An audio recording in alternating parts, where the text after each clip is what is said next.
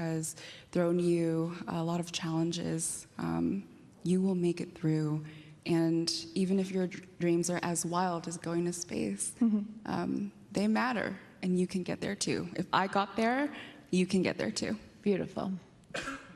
Aisha, I know representation. Yes, please clap to that. Representation is so important. Congratulations. The first Bohemian woman in space, ladies and gentlemen. And we saw on that short video, which I also would like to be 2 minutes longer because I want to see everything that was going on up there. You had your flag. Explain and expand upon the importance of representation for you up there. In 1961, when Alan Shepard was launched, we know where he left from, but do you know where he landed? He landed in Grand Bahama. And today, I had an opportunity to be on a flight that mimicked that trajectory and allowed me to carry the legacy of my grandfather, who came from Exuma, Bahama, which was my call sign on this trip. And it carried the flag of the Bahamas as a powerful reminder of the past, the present, and the future of space. And your grandfather was here today. Yes, he is. He's right there. Where is he? Where is he? There he is. There he is. 92 years young. Thank you for being here. You must be so proud. All right, I would love to open it up now to the press for some questions, and I know that appropriately enough, the first question comes from CBS Outlet. Hey everyone, I'm Mark Strassman with CBS News. Congratulations to all of you. Welcome home. Gail, I want to direct this question to you, but anybody else can answer it. So after all the anxiety and preparation and prayer and meditation and training, what about this flight surprised you, and would you do it again? What surprised me? I got a little lightheaded, Mark, when I was coming back. I thought, am I going to pass out from the 0 Gs? I actually thought about that. Then I thought, I can't, and I didn't. So that surprised me. But the thing is, I can't stress enough how well prepared we were. The training, we did it over and over and over again. We prepared for if there's a fire, if everything doesn't go according to plan.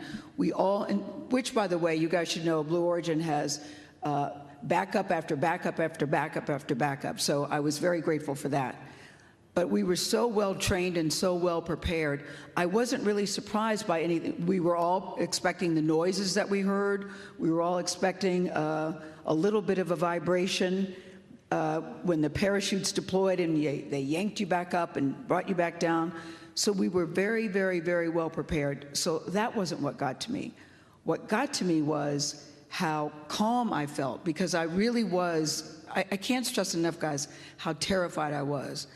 But it was so calming to me, and it was so peaceful. And you know, the guy that drove me this morning, his name is Tony. I fell in love with Tony. He's from Montana. He's 32 years old. And he said, it's so great that you get to do this. I said, really? You think it's great? He goes, no, it's great. I would do it. And if I could trade places with you right now, I would trade places with you right now. And I said, but what about the danger? Do you think about the danger? He said, the biscuit is worth the risk it. The biscuit is worth the risk it. And I went, well, okay, that's one way to look at it. I said, let me write that down, Tony. The biscuit is worth the risk it. And then he said, but you don't understand. He's done 4 missions. This was his 4th. He said, we've never had a mission like this. The energy is different. Everybody is so happy for you guys. And I said, why do you think that is? He said, because it's very empowering. He's 32.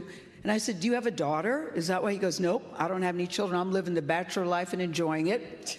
But he said, it feels so empowering, and it has a specific reason that I find myself empowered by what you all are doing. Says this 32-year-old young white guy to me. Yeah. And I was so blown away by that, his sincerity of that and what this meant to him. So I think, Mark, I'm taken aback by the number of people that have been encouraged and inspired by what we're doing. You know, I've heard people say, oh, okay, you guys are going up on an 11-minute ride, which, by the way, I resent the word ride. There was nothing about a ride. This is a frickin' flight.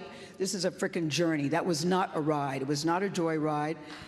Yes, please applaud for that. And so I'm blown away by the people that are really, we've had some cranky Yankees and haters. I've heard you. I'm not going to let you steal our joy. But most people are really excited and cheering us on and realize what this mission means to young women, young girls, and boys too. Historic moment. Yes. Historic moment. The first ever, very rarely in your life do you get to be a part of something for the first time. The first ever all-female crew. And I know you guys are so appreciative of all the incredible women who have come before you, but the first ever all-female crew is worth accentuating over and over again. So congratulations to you guys on that. As we look out here into the audience for another question. Okay, yes. Hi, everyone. Emma Hinchliff with Fortune. Carrie Ann, I'm curious if film and television of space has lived up to what you saw, and if you have any ideas for a movie. Oh, that's a good one. Thank you. Thanks for that question. This all came about kind of quickly for me, the way that the mission unfolded, the training leading up to it. And so I didn't really have a lot of energy to think about how I would put a film together for this, nor prepare for it. I really wanted to be in the moment. I wanted to live this with my crew. But I do believe women are underrepresented in many industries. Equity in male-dominant industries is not getting any better any sooner. And I hope that this mission and highlighting missions like this and getting that sort of story, those stories out of the media is really important. So I definitely have some ideas that I'm cranking through, so stay tuned. Next question. Thank you. Hi, yes, Mireya with ABC News. Hi, Gail, by the way. Mireya. And thank Mireya you. used to be at CBS, and then she went over to the other side. But I'm still nuts about it. But I still Good to love you. see you. And Really thank you all for doing this. It's been a joy to watch all of you on all different levels. You all mentioned after coming out of the capsule that there was this moment of connection, not just with each other, but with the earth and maybe a higher being even. Katy, my question is for you. How are you hoping that this moment affects change for other people moving forward? I hope they can see the unity that we modeled and replicate that and understand that we weren't just taking up space, we were making space for the future. And for me, like Gail said, this wasn't a ride. It wasn't a destination. It was a journey, and it was a supernatural one. And my journey has always been about love and belonging. And I think that we have all felt that sometimes we weren't worthy or we didn't belong in certain ways, no matter all the accolades, no matter all the studying, no matter anything. And I think today we all said it, like, we belong here. Mm-hmm. This is where we belong, and we feel very sure of that. So I think that you'll never know the amount of love that you have inside of you to give and to receive until the day you launch, because you're leaving all the love behind, and you're surrendering, and you're hoping that you get another chance to love them again. And so when you come back down, you're like, oh, I get another chance, and I'm going to do it. Oh, my God. Now I'm crying. Okay. Very well said. Very well said. It's beautiful. Next question. Hi there. Ed Lavendera with CNN. Glad to see you guys all safely back on the ground. Us too, Ed. Lauren, this is a question for you. You spoke after the flight how you'd hope that people watching would see this as a possibility, an opportunity, I'm paraphrasing, but something that would be accessible to, I presumed you mentioned just average people across the country. But the fact is, this isn't accessible for millions and millions of people. Do you envision that this would be something that, it'd be like flying from El Paso to Dallas for $200 on Southwest Airlines? Well, I always revert back to the barnstorming era. And I don't know if you guys remember, that's when the Wright brothers first started flight. I mean, they never envisioned at that time that there would be 747s taking hundreds of people across the country. And so, yes, I think one of Blue's missions is to have that happen. You know, their other mission is for the benefit of Earth.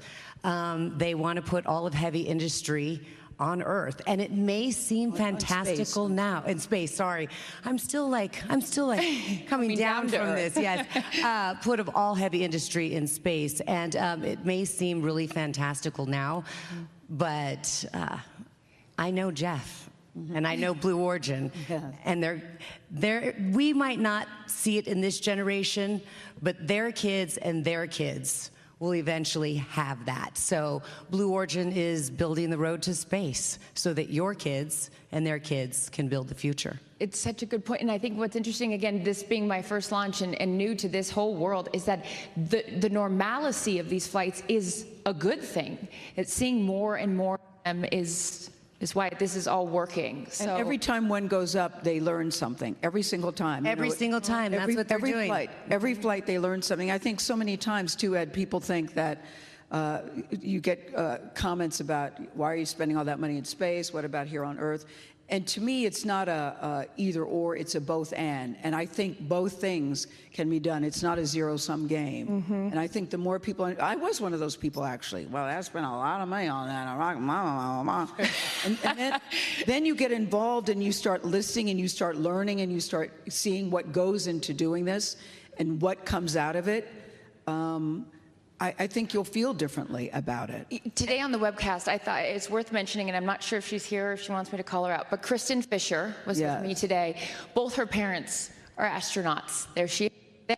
Her mother was the first mother in space, right there. Her mother, Kristen, was 15 months old, and her mom went up in 1984, and Kristen was only 15 months old. And everyone said, you're crazy for leaving your 15-month-old baby back here. And that was in 1984. And think now we sit here, as we just witnessed, the 11th human flight on Blue Origin, and we have mothers, and we have a grandmother that went to space. So seeing the frequency in which this is happening speaks to, I think, again, I'm new here, so I'm not trying to be the expert. Just observation as now a fan, because I would encourage anyone that has never been here, like me, prior to today, come here and see what they're doing. It is awe-inspiring, and it's motivating, and it makes me emotional. But I do think it's tough, though, when you talk about mothers. I mean, I'm a grandmother, because in the back of your mind, you know there's a risk, Clarissa. You do know that. And I, at one point, had started writing a letter to favorite son, Will, and favorite daughter, Kirby, and Oprah. Those are my 3 kitchen cabinet. And I was going to leave it on my kitchen counter, saying, you know, many things that I wanted to say. And then I started writing, I don't even want to put that in the universe. I don't want to put that in the universe. I want to go in this thinking that I'm going to return with all my body parts, and that I can do everything that I said I wanted to do.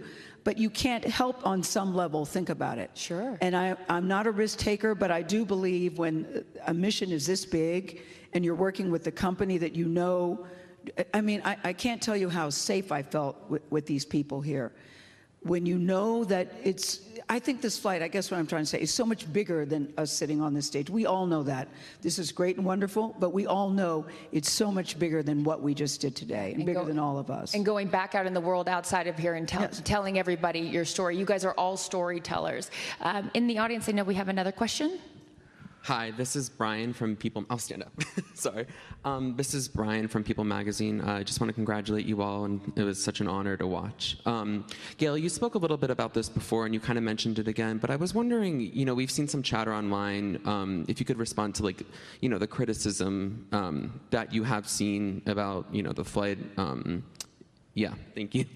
Well, this is what I feel, Brian. I feel anybody that's criticizing doesn't really understand what is happening here. And we've all heard it, and we were even all talking about that. And I hope that they will do a deep dive into what this represents. We can all speak to the response we're getting from young women, from young girls, about what this represents. So, you know, I made reference to it being a ride. This is really a lot of work, what went into getting us up and getting us down. Thousands Lauren, you should pick up on this. I'll take it a little bit. I get really fired up a little bit on this because what I would do is I would love to have them come to Blue Origin and see the thousands of employees that don't just work here, but they put their heart and soul into this vehicle. And, you know, rocket scientists, engineers, you know, all kinds of people, they love their work and they love the mission. And it's a big deal for them. So when we hear comments like that, I just say, trust me, come with me, I'll show you what this is about. Yep. And it's really eye-opening. You know, even when I see the rockets, I've seen it, you know, a bunch of times. And when I saw the rocket that we were gonna fly on, we were all there. I took a step back and I was like, wow. I can't imagine all the work that went into this one rocket to send all of us ladies into space. Yeah, and by the way, thank you to everyone at Blue for that, because that was a moment. We all kind of just took a deep breath. Oh, that was a scary moment. I was a wow, like, God, that thing is big. She's pretty, but she's big. But I would go back to Brian, too. People think it's an either-or situation. You know, you should hear Aisha's story. She's told that you're dreaming too big, you need to dream smaller, when she said she wanted to be an astronaut.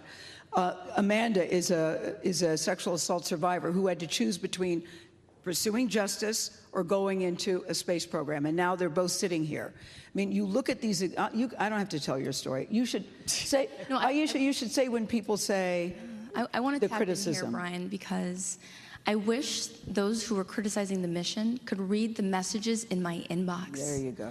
When I decided that I was going to pursue aerospace engineering, it was after my high school guidance counselor told me that I should pursue cosmetology, because she did not think that I would be suited for this field.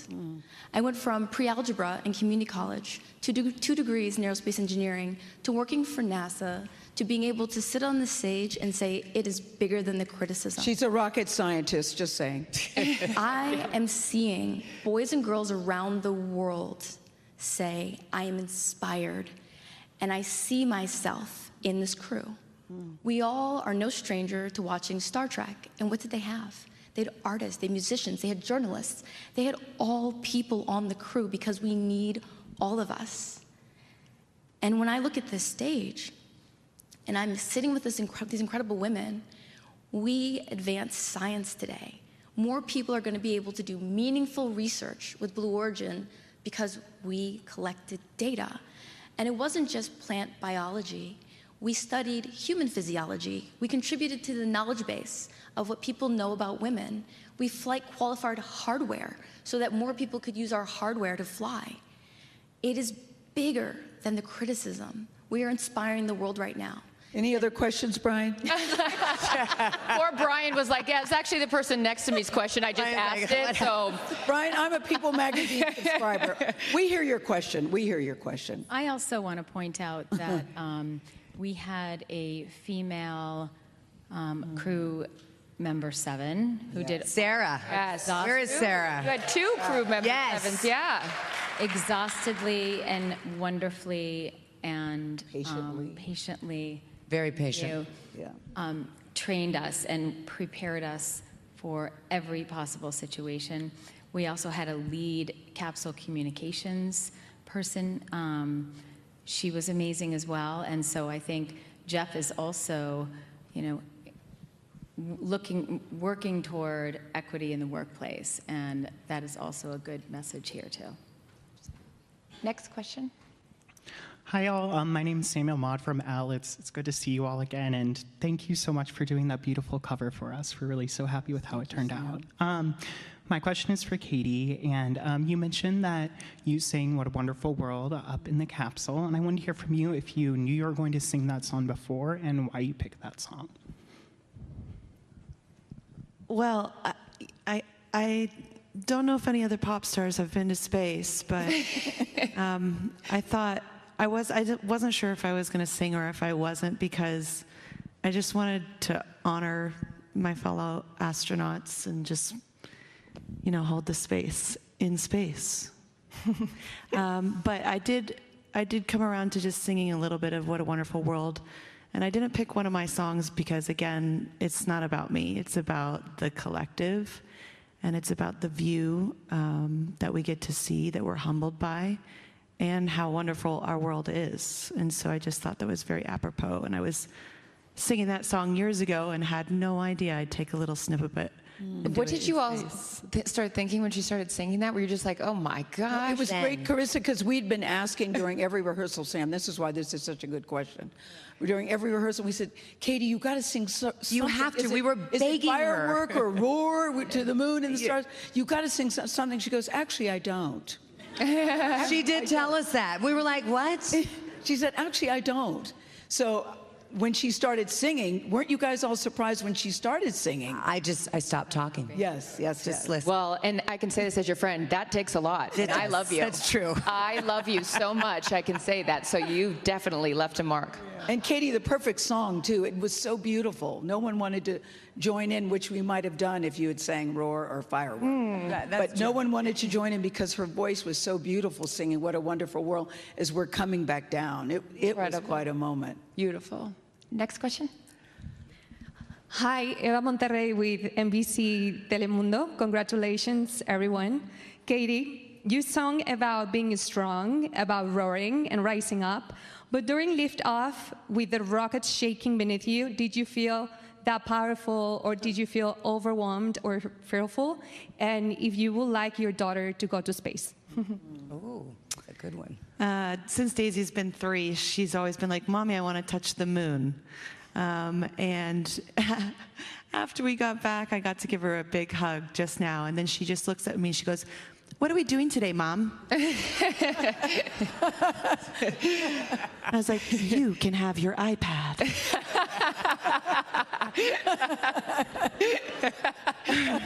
We.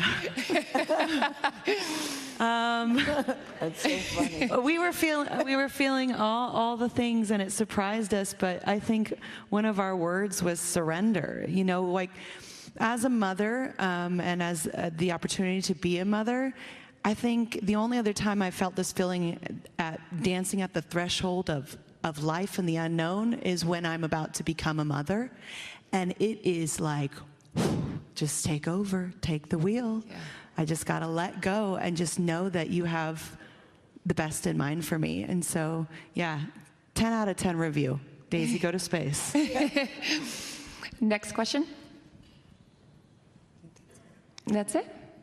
Okay. All right, you guys. Can we give it up one more time for the newest astronauts here at Blue Origin, a historic mission? I have to say, what an honor it has been to be in your guys' presence the last few days. Congratulations on achieving your dreams, on even living out dreams you didn't even know that you had, and now going back out into the world to tell your stories. So congratulations, you guys.